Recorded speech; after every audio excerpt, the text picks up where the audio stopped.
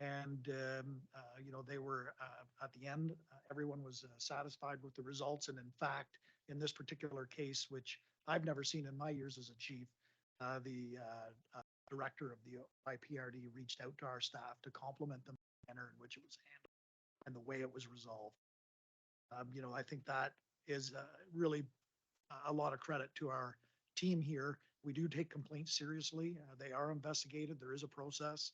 And I know that a lot of them, sometimes a lot of them become substantiated, but everyone has the right to have their voice heard.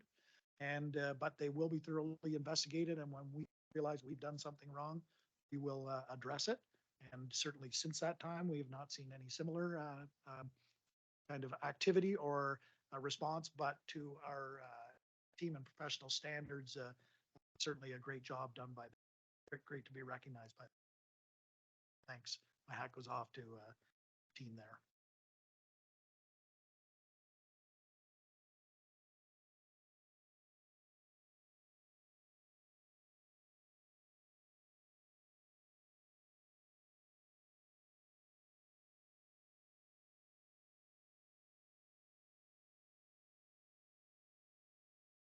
To highlight like where the puck is full and the opportunities and risks that raise. Yep, certainly. So if I was just to go through them, I think if we looked at our year-end statistical report, which kind of outlines where we are for calls for service, of course, we observed a 14% increase in calls for service over 2022. And I think really a lot of the stuff we see is, we see it in the media all the time, mental health calls, calls for service for us in the mental health area. They were up about 17%. So, those are all calls that cost us a lot of time. And at the end of the day, I know there's a bit of an echo, sorry. But at the end of the day, we're certainly looking at those calls as something we're trying to decrease our time. No,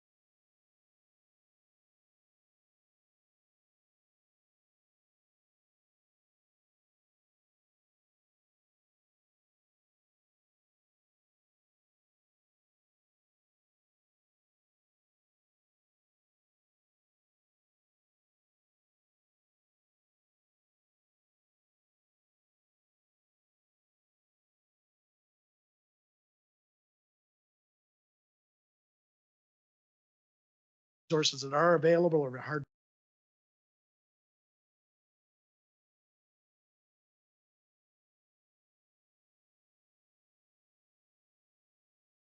crisis, overdoses, people who are, obviously in a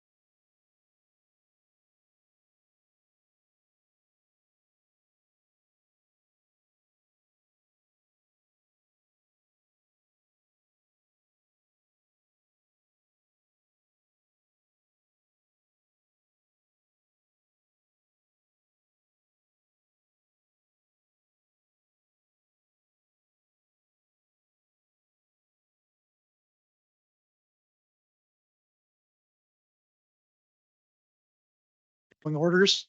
You know, there's science, there's experiments to show people why people act that way. There's scenario-based training where officers in the training are put in scenarios to show them how to intervene. And then there's also the tools of how you intervene. So it's not just related to policing. We already see this in the airline industry. You know, probe alert, challenge, take action, the PAC model, where airline pilots are constantly able to, regardless of your rank, captain, first officer, there's a lot of similarities to policing, but how a first officer can take control of an aircraft and override a captain's decision-making ability. Same as in the OR when related to nursing, a nurse who may see the doctor doing something wrong. They have the ability to step in. So it's not targeted only towards law enforcement. It's been done in other industries for years. We're sadly just catching up. So it's going to be a great program here and really for us, bring in a lot of our training into a one day. It's 8 hours and then continually 2 hours a year after that. And do you want to tell us just very quickly a little something about how many Canadian law enforcement agencies are part of the program and how difficult it is to get accepted, like the conditions that we Yep. have to meet? Certainly. So right now, I know like nearby Ottawa Police have rolled it out. Durham Regional Police have rolled it out. Brockville has been accepted. They're about the same stage we are with Kingston. I think Vancouver was looking at it. I'm not sure who's all in and who's out, but locally there's those agencies. The application the application process involves we need letters from our community members and not from, you know, the community groups that may be in alignment or pro-police. We have to reach out to the communities that may feel, you know, underrepresented, under-policed, or over-policed and underrepresented. And we reached out to a number of those communities. And in fact, the ABLE organization, when they read our letters, they liked what was in it, but they went a little deeper and they reached out to the people themselves to ensure that they were on board with what it is. And then, of course, the Police Services Board has to agree to the training. The chief has to agree that it'll be put in policy and that we will continually follow up, that it's not just a one and done.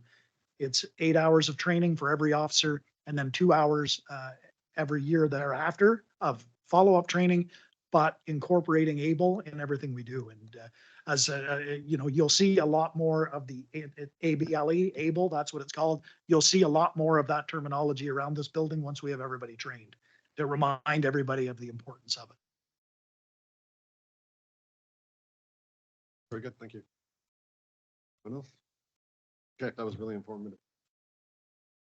Okay, we're going to move on to motions.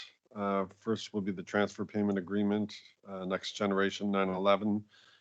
That the, or 911, that the Kingston Police Services Board enter into an Ontario transfer payment agreement between His Majesty the King and the Right of Ontario as represented by the Solicitor General and the Kingston Police Services Board. With respect to the Next Generation 911, funding over 3 years to support public safety answering points, PSAPs in Ontario with the transition to a new 911 emergency services communication system effective April 1st, 2023. And the board authorized the chair or his delegate to execute the said agreement on behalf of the board. Pardon? There you go, Gail. There you go, Christian. Thank you. Yeah, please do. And just for the board's information, we've been working closely with the city because fire is obligated to do this as well.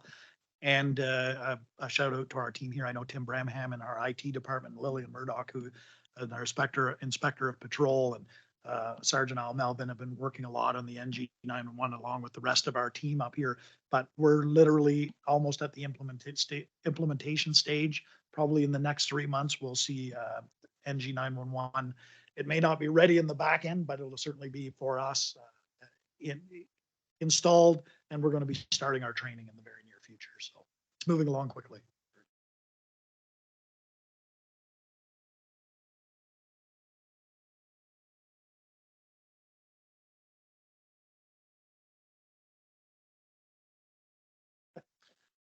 that the board approve that the request from Jared Stearns, Gil McAllister, and Lori Sargent to attend the 2024 CSPA Summit being held in Toronto, February 27th and 28th, 2024. Thank you. Any question? All in favor? The OAPSB Spring Conference and AGM that the board approved the request for Lori Sargent to attend the OAPSB Spring Conference and AGM being held at Blue Mountain Resort, June 3rd to 5th, 2024. Thank you. Gail, Christian, all in favor? That the board approve the request from Jared Stearns and Christian Luprick to attend the CAPG annual conference being held in Halifax on August 8th to 11th, 2024. Worship, Jimmy.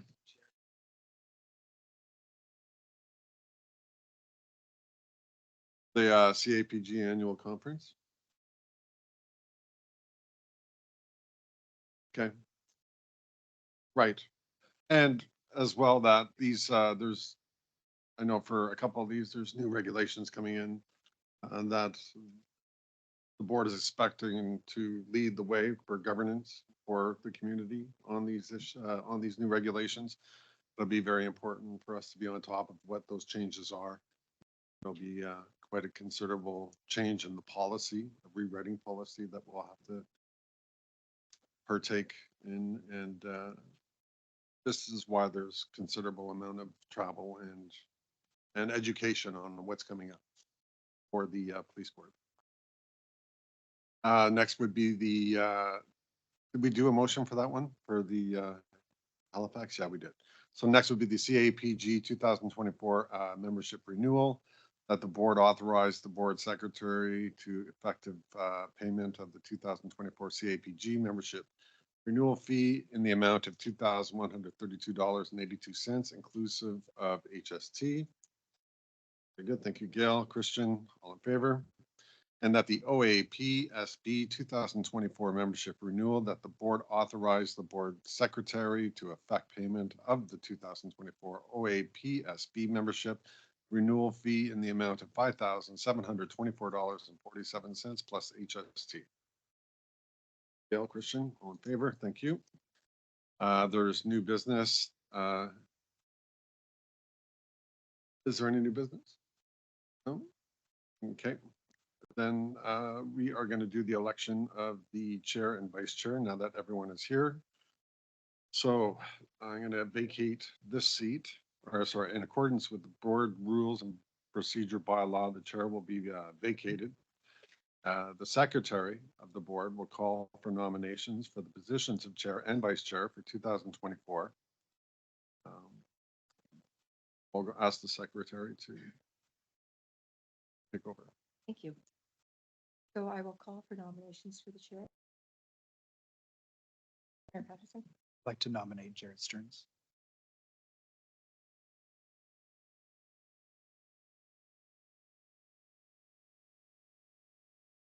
will you accept the nomination? I do.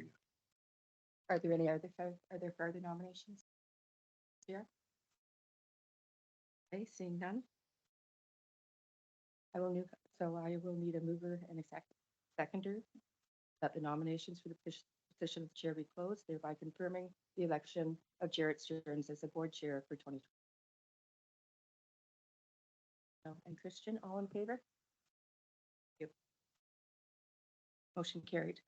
Now we will call for nominations for the vice chair for 2024. Any nominations?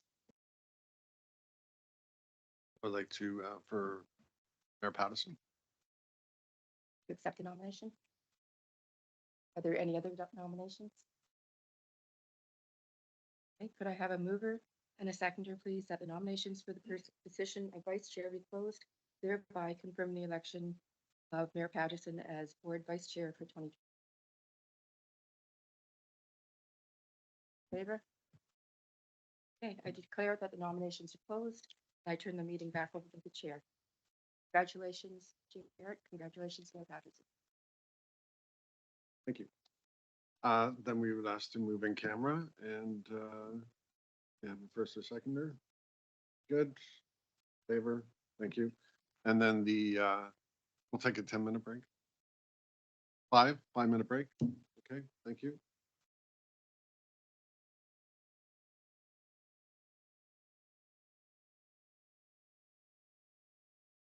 Hi. Hi. I just wondered if. Sure. Maybe the bears. Yeah. Mayor Patterson. Would it be okay?